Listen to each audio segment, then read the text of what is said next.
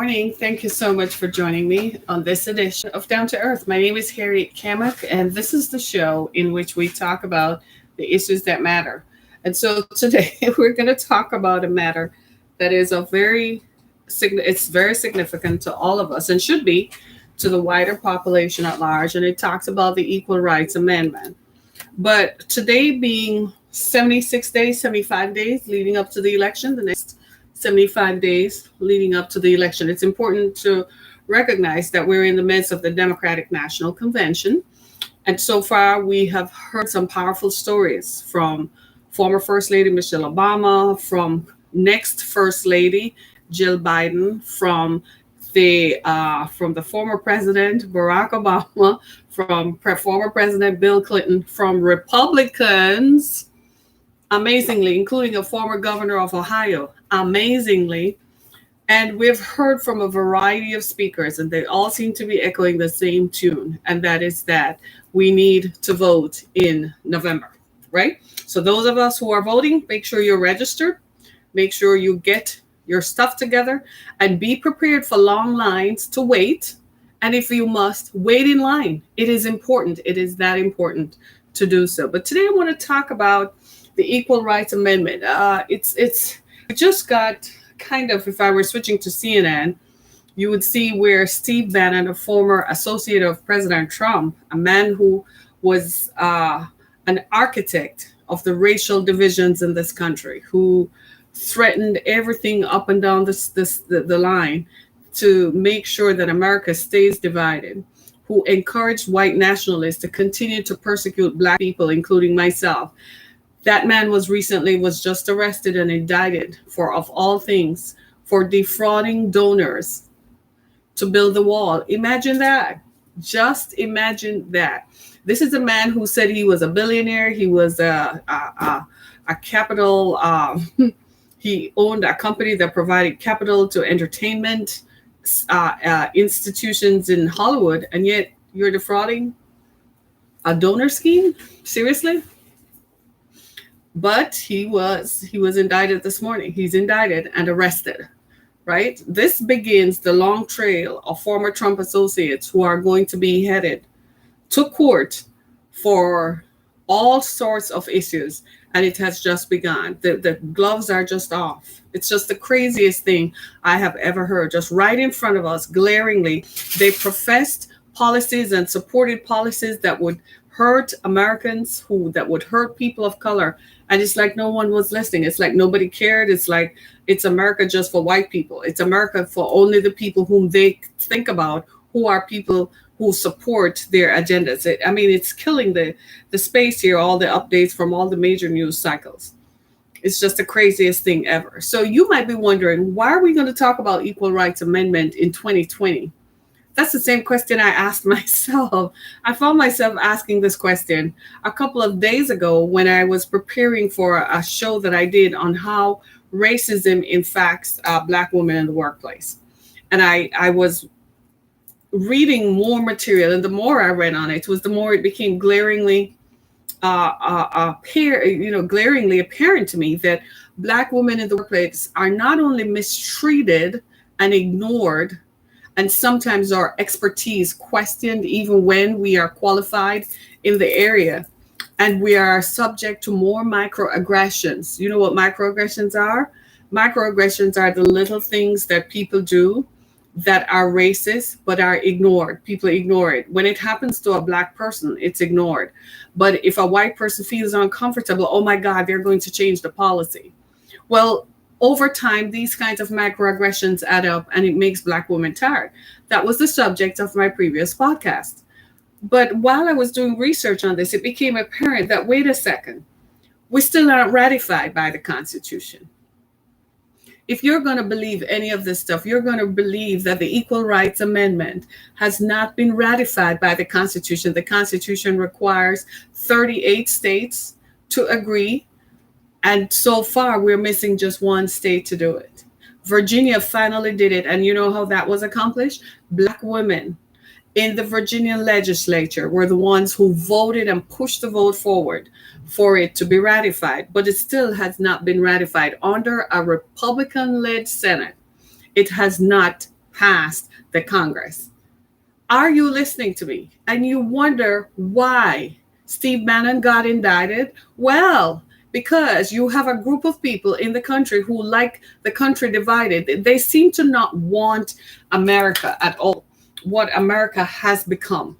They're more interested in the America of the 1950s that promulgated a racial division and racially divided policies that subjected Black people in particular. These policies were not for every person of color. They were directed at Black people, the undermining of Black people, the enslavement of Black people that it seems some people still can't get over. It seems some people still think that they need to have a slavery mentality in order to win, in order to rule, in order to live. I am just telling you the truth. We're not going to hold back. This is the podcast, by the way, in which we don't hold back. We just tell it like it is. I'm going to be honest with you, and I'm just going to tell you like it is. I'm not going to sugarcoat it because I'm a Black woman. I walk in my skin and live in my skin. I have been subject to microaggressions as if I don't have feelings and I don't have pain and I don't experience feelings and I don't experience validation and I don't experience insults. I set up a shelter for women who have been hit by human trafficking and who were trafficked as children. I can't begin to tell you the level of scrutiny that I received, even from the Department of Homeland Security. When I called them, I told them I had people in my shelter who had identity issues because their identifications were stolen. They interviewed my victims as if they were not people. I had to say, back up, wait just a minute.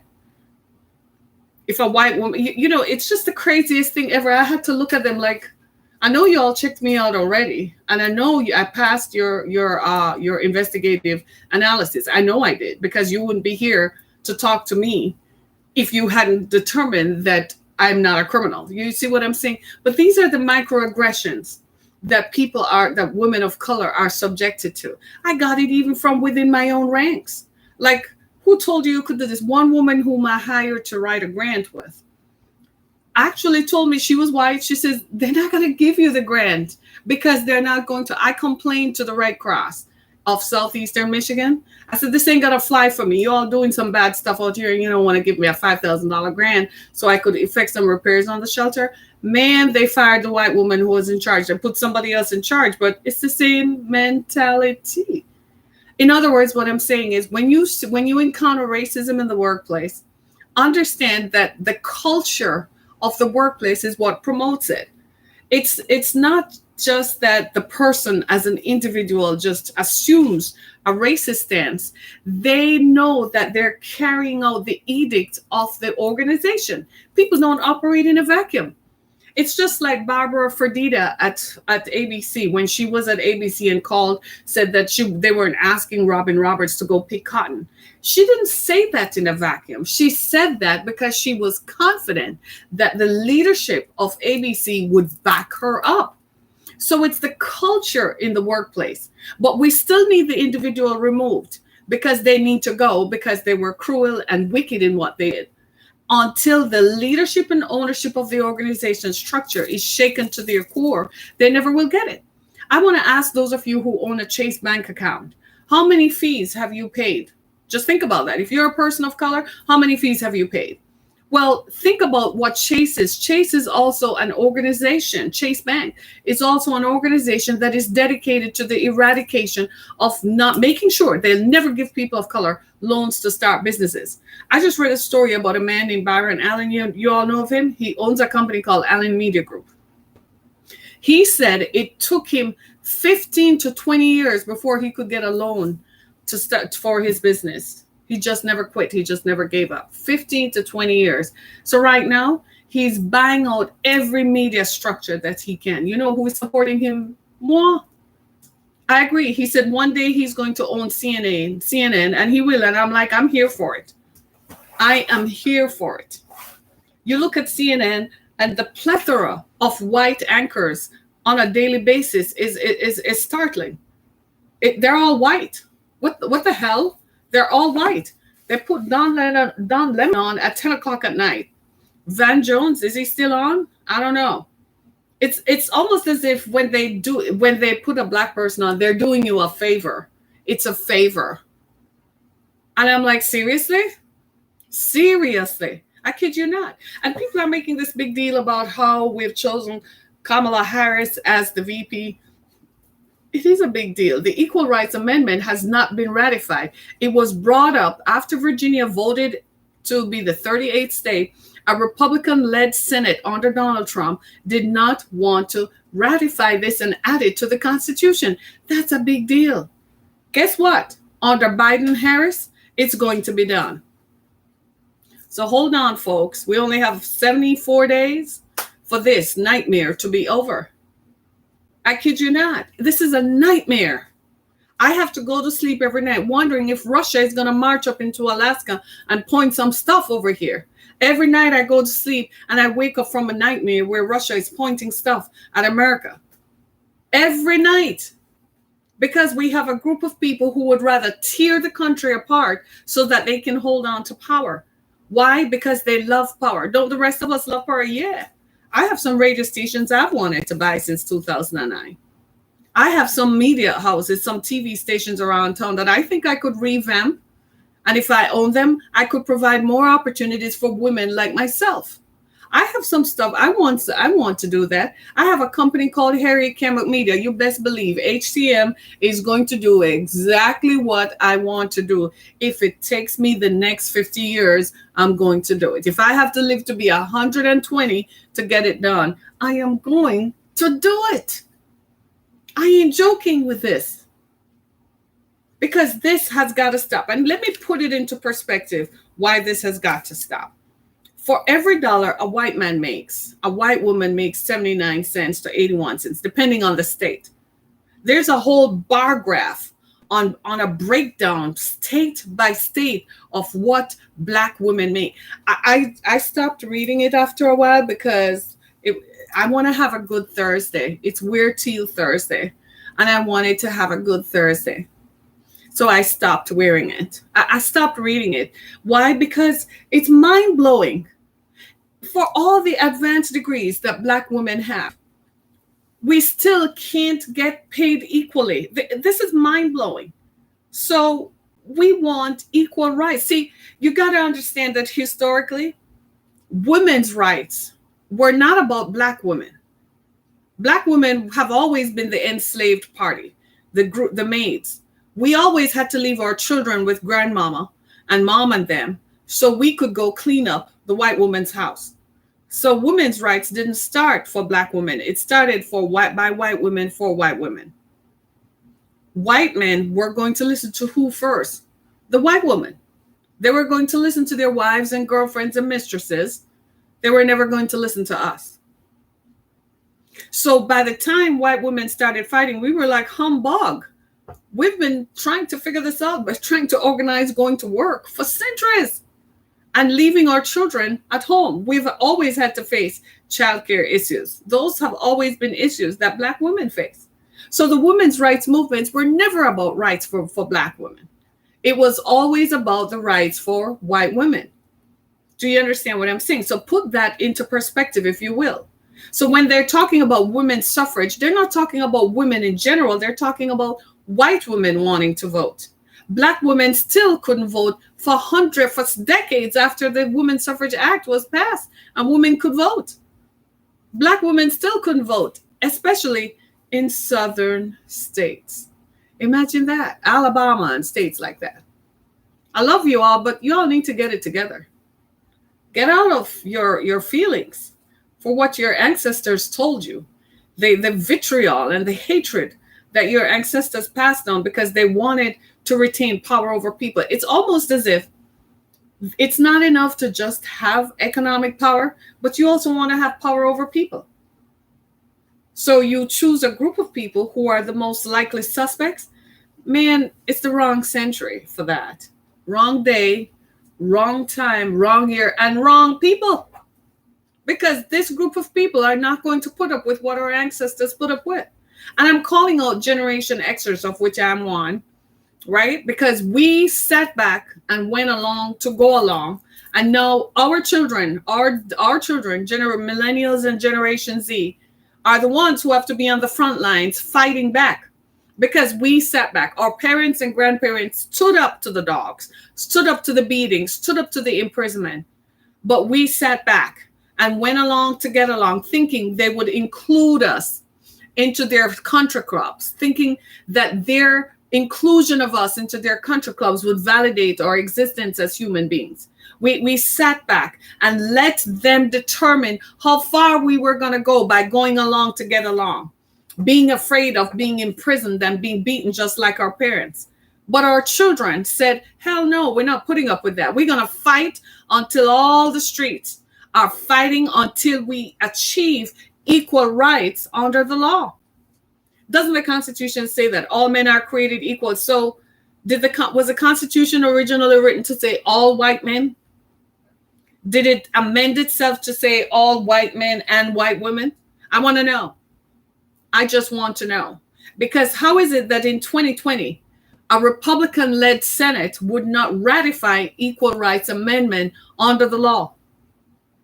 And on the anniversary, just a few days ago, the president said he's going to pardon Susan B. Anthony like 100 and something years later. Like she's been dead for almost 100 years.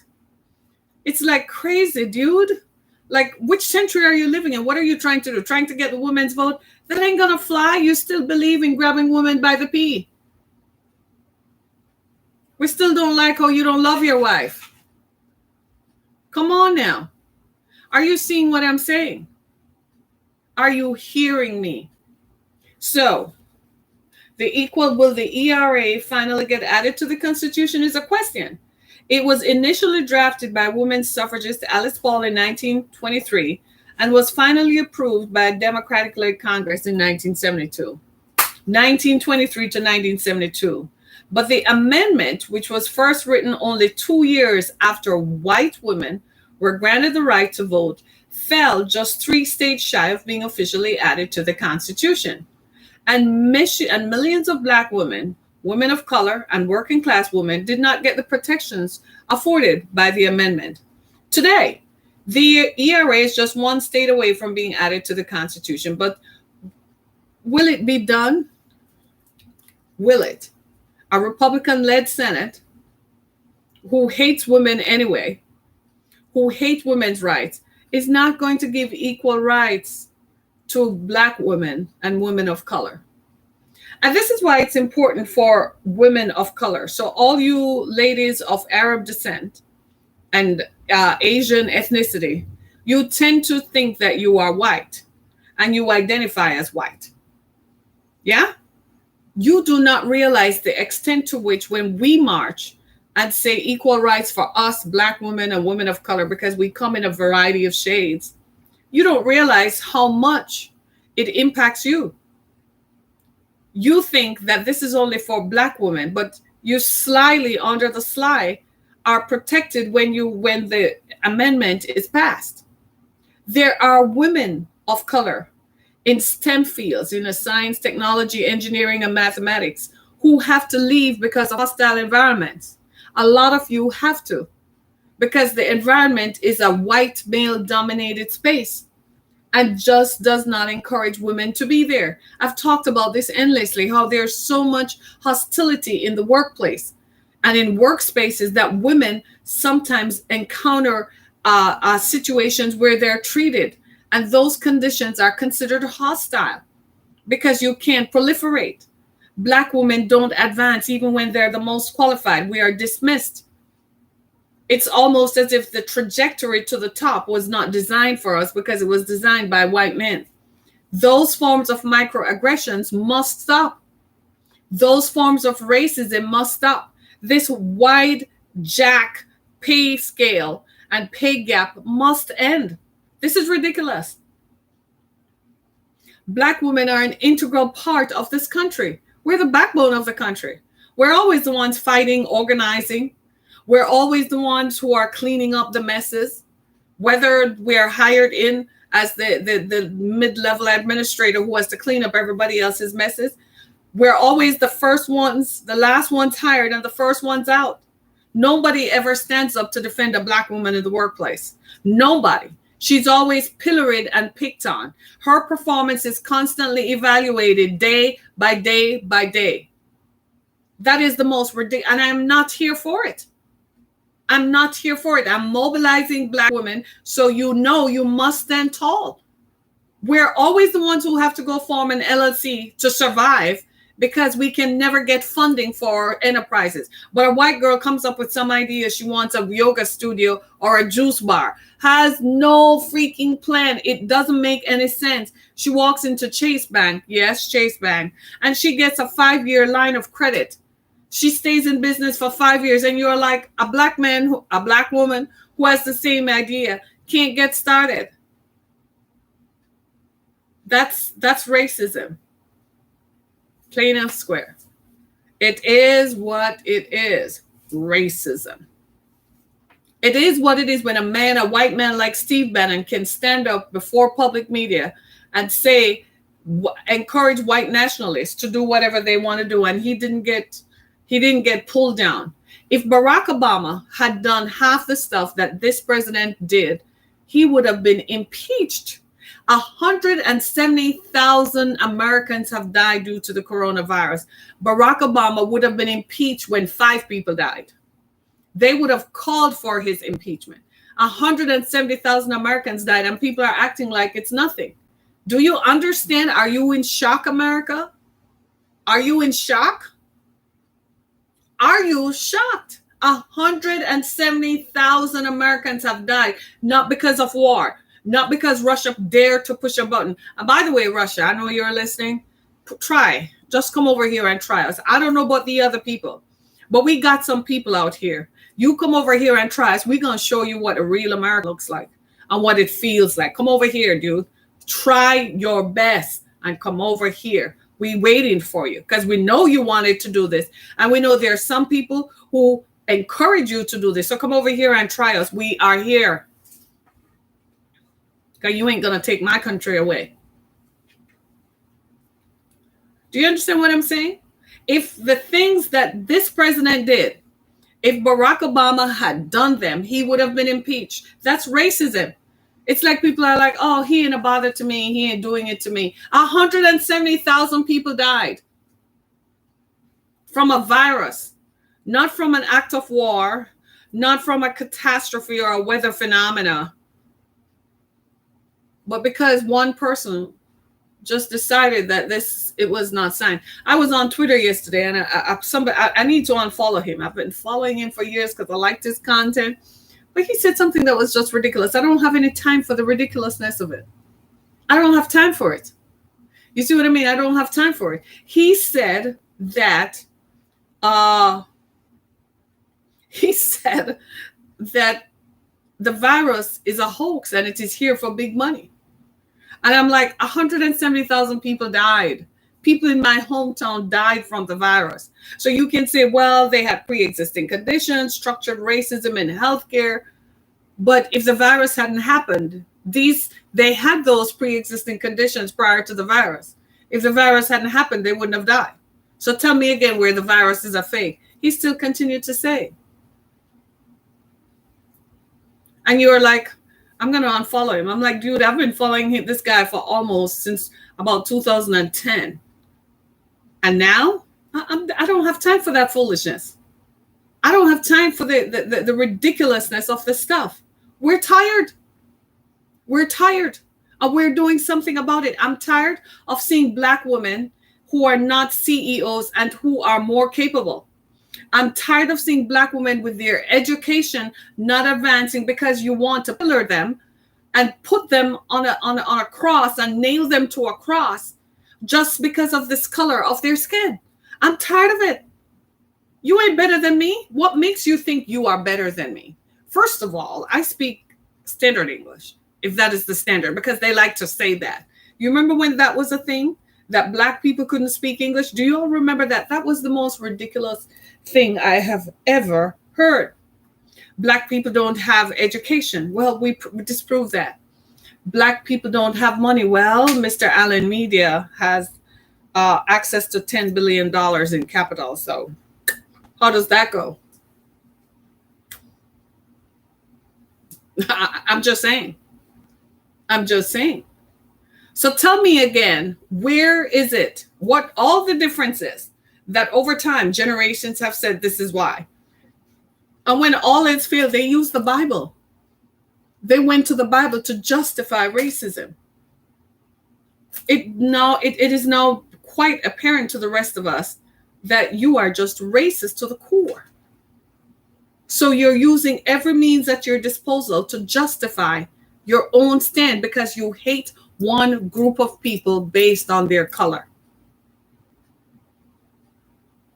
That is why the ERA never got ratified. Your hatred of Black people in the personification of Black women, not affording protections under the ERA, is due to racism.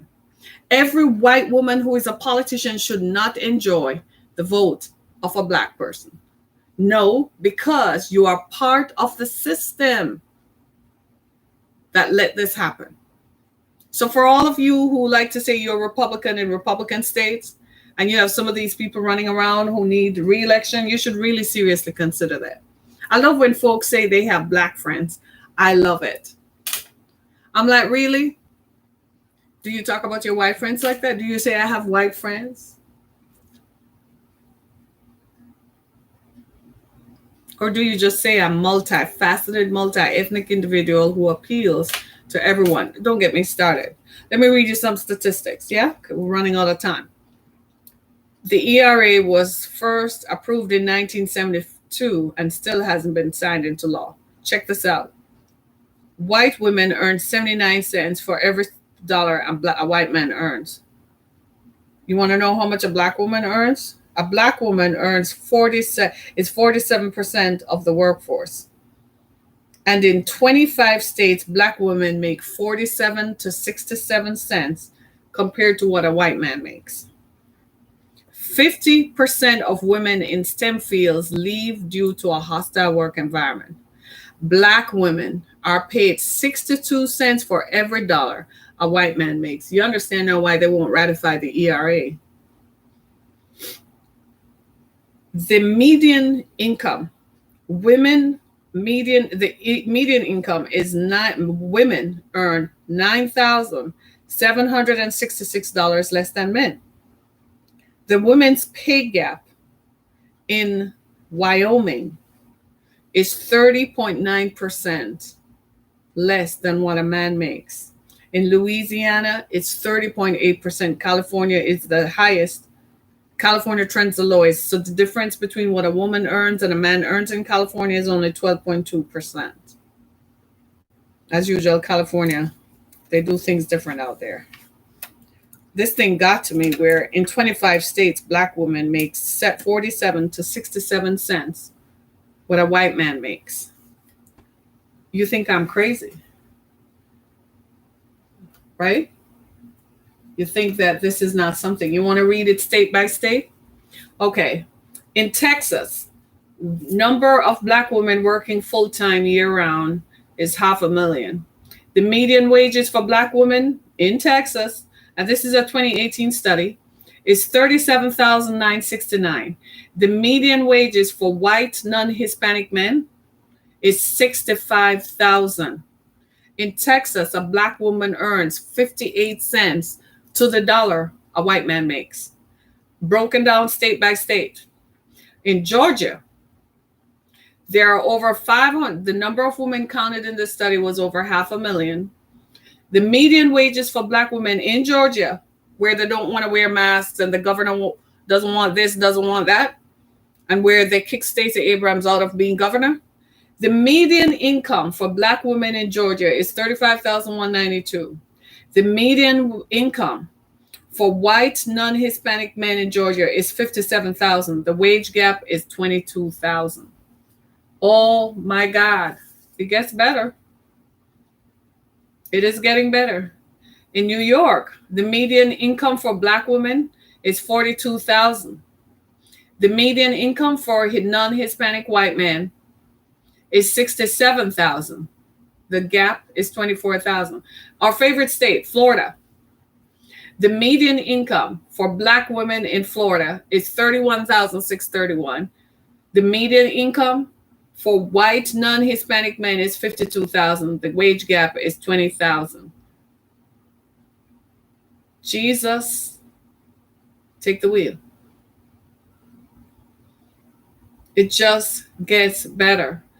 And you want to see how it is worse in red states. Let's look at Alabama, for instance. The median income for Black women is $30,579. The median income for non-Hispanic white men is $52,000. The wage gap is $21,000. Are you seeing what I'm saying here? So the study concludes that in 25 states, Black women make 47 to 67 cents. It is ridiculous, right? It is totally ridiculous. And yet, here we are unable to get the Equal Rights Amendment ratified into law because a Republican-led Senate does not believe in the empowerment of Black women. What do they think, that we're going to ever revert to a stage where Black women are your maids so you can have sex? You can rape us in the kitchens? And while we're ironing your clothes and pull out the ironing board, you can get your feel on and slap us on the butt as we walk past. And our daughters are just another generation for you to just rape and have sex with. And hey, Matilda, you just bring your daughter around here. I need her to go clean my shoes. You think that that's what you're going to get? These are the realities of what slavery was and enslavement of Black people were. I'm not telling you anything that you don't know because you grew up hearing the oral history passed down by your generations. They did tell you that this is what it was. They did tell you that this is what it was like. We're not ever going back to that. Understand that. We're never, ever going back to that. There doesn't have to be a Black president in the White House, but we will elect one if we have to again. But we're never, ever going back to that. Pick another group. Pick another group. And by the way, you're not going to do it to anybody on our watch. Black women are the most educated minority group and are the least represented in corporate structures. We're never in leadership. We're not mentored. We're ignored. Our ideas are swapped and taken and go used and broadcasted. We never get the credit for it. We're pushed out all the time. Our positions are always the ones that are pushed out. Just a few years ago, a Black woman was doing a research study on how laser can cure cancer or stop cancer. And she could not get funding, even though she was attached to a major university. And I have a friend who is a Republican, and I asked her, I put it out there, and she took objection to it because she felt she should.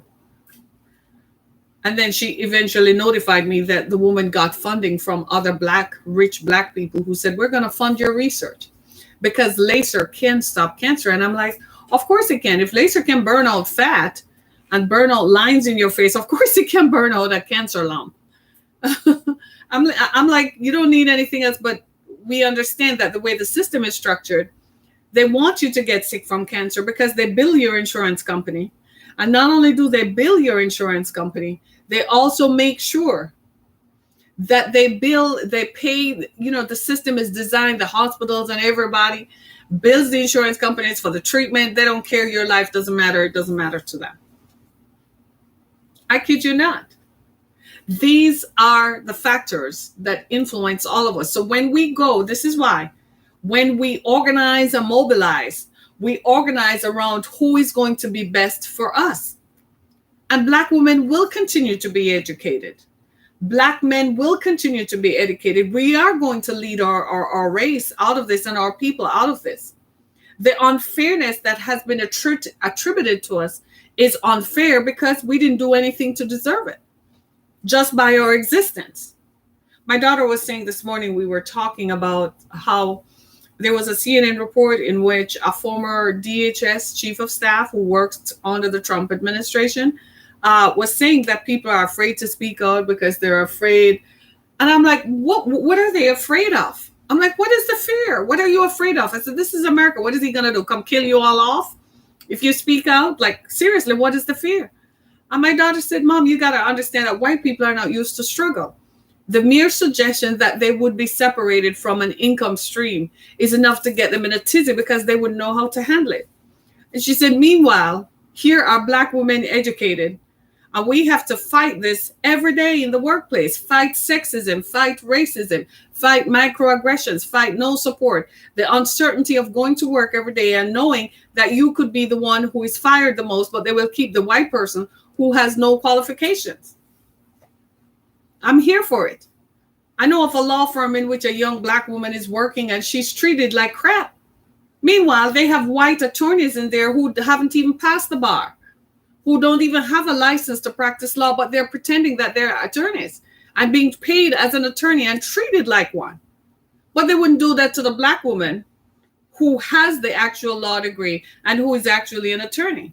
Are you kidding me? The inequality just jumps out. The xenophobia, the misogyny, the hatred of women, and the hatred of Black women. We have to come up with a term for that. Like, seriously, we need to coin a special term for how our society pillories and hates Black women. White women have multiple children by multiple men all the time. They go from one husband to the other. They have 2 or 3 husbands, 2 or 3 children with different last names. But they're not called baby mamas. Whether they're celebrities or they're just ordinary women, they're not called baby mamas. White women are also on the dole. They're on welfare. They're not called baby mamas. They're in the trailer parks or wherever they live. They're not described and demeaned in public spaces by the media. They're not torn down. They're seen as a savior and a messianic figure in society. Meanwhile, Black women are called baby mamas for the same reasons. Black women have men because that's what men do. They come and they tell you you're a woman, you have a vagina, they want it. They tell you all kinds of things. A baby comes out and it's your fault that you got pregnant. It's never his fault too. Like, he didn't know he could have put a condom on. But a white woman does it and it's not a problem. She's not called a baby mama. She's just called a mother trying to raise her children. A Black woman is a this and a that. Crack ran through the Black community in the 1970s and the 1980s. There wasn't a national call to action. But white kids decide that in the middle class and upper middle class homes decide they want to take the drugs their parents make because they want to hide. And all of a sudden it's a national call to action. Meanwhile, in the Black community, babies are born from crack. We didn't do anything about the addictions that Black women faced or had. Nobody cares. I read a report yesterday on CNN that says that Black babies, after a while I shut the media, I just shut it down. I couldn't do it anymore. I kid you not. That Black babies born and treated by white doctors are 3 times more likely to die in childbirth. Seriously, infant mortality rate is unbelievable. Black babies are 3 times more likely to die if they're treated by white doctors. If Black babies are treated by Black doctors, they will survive. But newborns are 3 times more likely to die if they're treated by Black doctors than white doctors. And you want to tell me there isn't something wrong with that as a society, as a group? That there isn't something seriously wrong with that? Ladies and gentlemen, we got to stop. The Equal Rights Amendment has to go on. Women work in 70% of server positions in restaurants and earn 79% what men earn. Hello. Again, women work in 70% of server positions in restaurants and make 79% of what men earn. Unbelievable. You know, I have 2 daughters, and I thought the world would be a better place for them. And I look at my daughters, and sometimes you have to ask yourself, what are they going to face? Are they going to be subject to the same misogyny and racism? And as a parent, it hurts. Because these are forces that it seems like I tried to stop it at my generation, but I can't believe it's going to happen to my children. And when you look at it from that perspective, it changes you.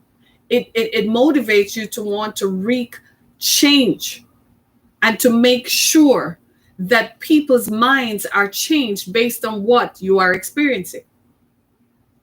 I wrote a book, Through the Fire. It's available on Amazon.com and BarnesandNoble.com. Here it is. Do you see me? I say this all the time. Do you see me on CNN talking about ending violence against women and the impacts of violence in the workplace? They got white women. What kind of violence do they know? When their husband says, honey, I don't want you anymore because I like the 12-year-old down the street. That's violence. Let me tell you what it is like to walk in my skin. Not only do I face violence in the workplace, I face violence in the doctor's office. I face violence at home. I face violence at the bank. I face violence in the courthouse. As a Black woman, I face violence everywhere. The kind of violence that I'm subject to is physical, emotional, mental, wears me down, tears me down, and I have to pass those microaggressions and trauma onto the next generation. My children, my offspring, are going to be subject to the same things. This is why when white women complain, I sit back and I'm like, seriously, you have a problem? Like, seriously, what is your problem?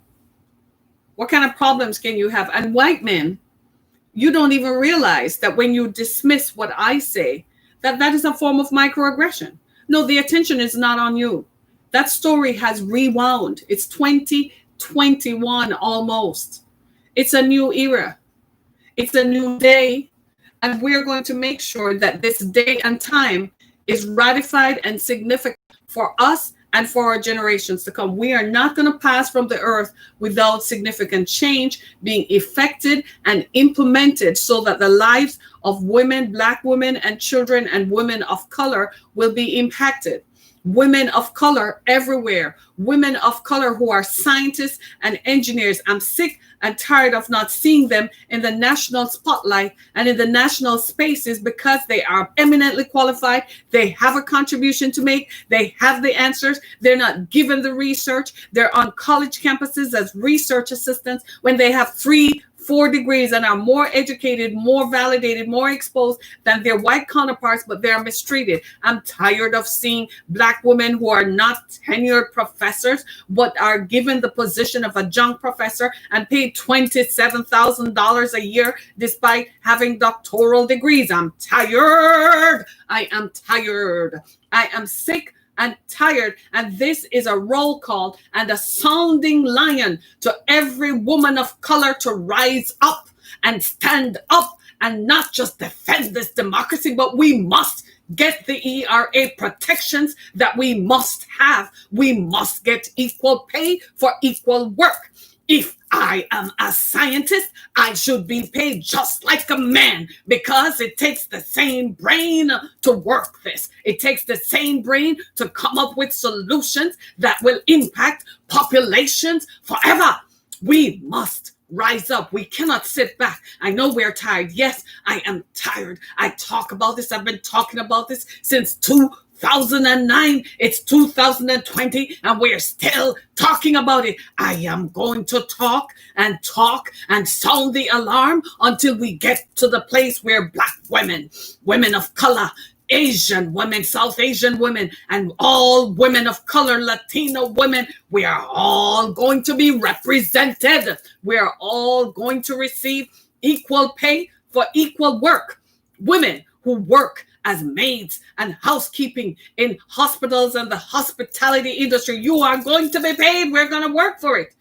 Women who work as servers in restaurants, who are derided and slapped on and mistreated while having to figure out childcare, while having to figure out how do I continue my education. You are going to be paid. You are important. You are validated because I said so. A society that won't recognize you, I said so.